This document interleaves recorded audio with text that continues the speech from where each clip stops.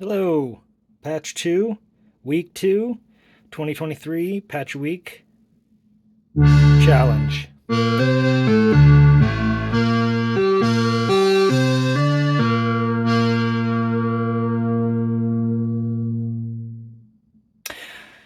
It's a quick audio example. I will paste in a direct recording audio example at the end, so you don't have to listen to the phone microphone.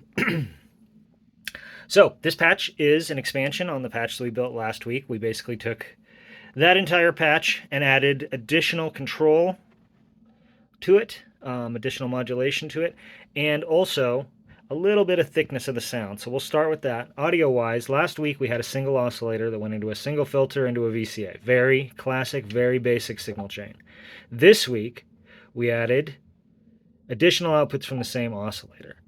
This is actually a dual oscillator. There's two in one, and also has a sub. And so what we did is we added the sub, and then we also added the second oscillator running a similar program. The first oscillator is running a straight square slash pulse program, and the second oscillator is running a super square. So it's three detuned saw waves that you control the detune via this parameter here, which as you can see, I have something plugged into it. We'll go over that in just a second. So this is basically a four square wave plus a sub unison patch. It's pretty fat.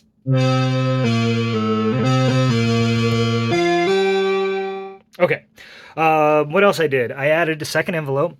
Before, if you recall, we had one envelope, this envelope here, that was running both the filter and the VCA.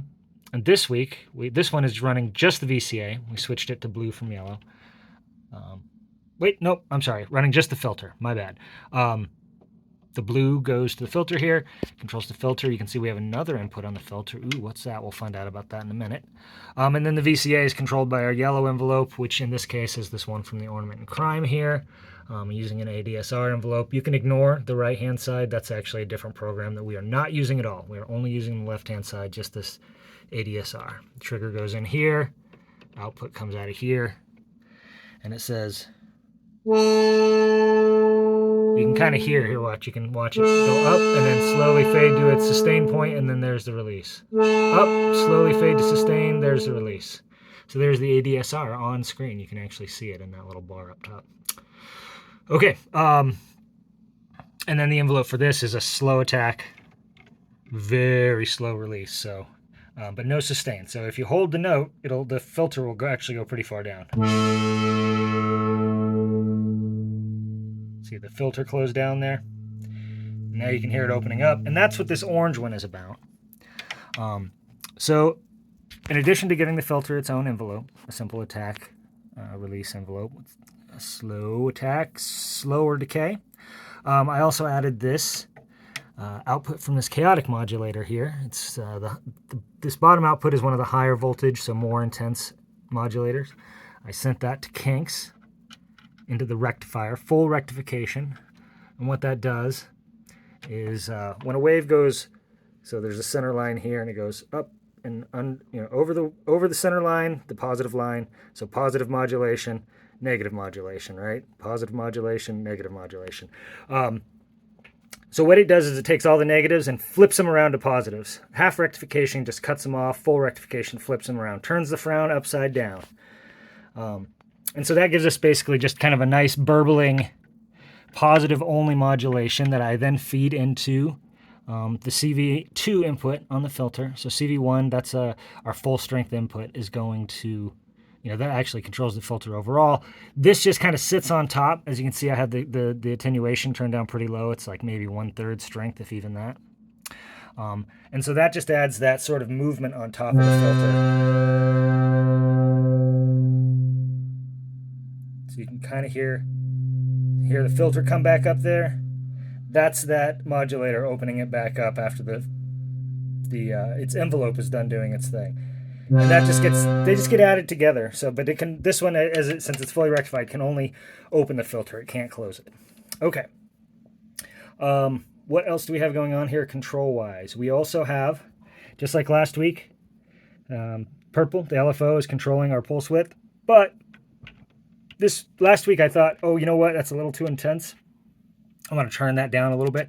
So this week we ran it into this after-later blend module, and we're just using its simplest function, which is an attenuator. We've got them turned down. Okay, so I just turned it down to about 2/3. It's on channel 1 here. Or I'm sorry, it's on channel... Yeah, it is on channel 1. Right. Yeah, and it comes out of channel 1, goes into here. Right. Okay. And then this gray one is a mix of channel 1 and channel 2, and channel 2 is actually the lower intensity output. So it's the same modulator. It's following the same pattern. It just looks at a different point on the modulator to draw its value from. And it's also a lower intensity output. Like this bottom one goes plus or minus 5 or maybe even 8 or 10 volts, a lot. And I think this one's plus or minus 2.5 volts. So it's roughly half the intensity or less. Anyway, it's just lower intensity, chiller. It's a chiller modulator. And it goes into the other channel of this after-later blend. And then I'm sending a mixture of the sine wave LFO and the chaotic modulator to the detune control. So the LFO, just the straight sine wave LFO that's been attenuated a little bit, so turned down so it's not as intense. That's what's giving us our pulse width modulation.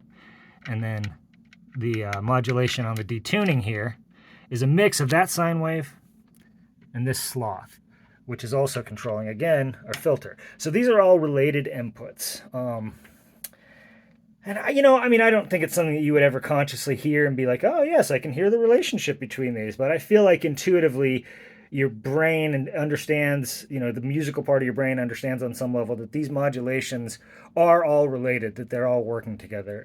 And it's more interesting than if you just put in a separate input that are completely unrelated for each one. In my mind, that's my own personal preference.